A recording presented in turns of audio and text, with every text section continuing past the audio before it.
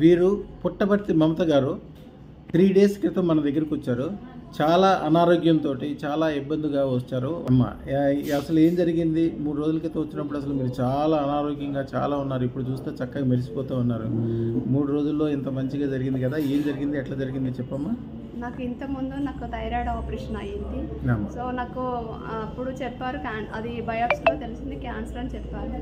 మళ్ళీ మేము డాక్టర్ని కన్సల్ట్ అయ్యాము. ఇప్పుడు మీకు ఆపరేషన్ ఏం అవసరం లేదు, మెడిసిన్తో తగ్గిపోతుందని చెప్పారు. ఇప్పుడు నేను హ్యాపీగా ఫీల్ అవుతున్నాను.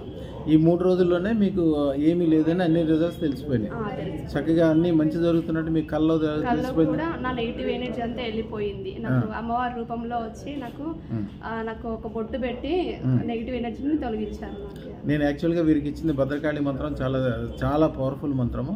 వీరికి భద్రకాళి మంత్రం కూడా బై హార్డ్ అయిపోయింది. 1008 టైమ్స్ చదువుకోమని చెప్పారు. నేను 3 డేస్ అలానే చేశాను.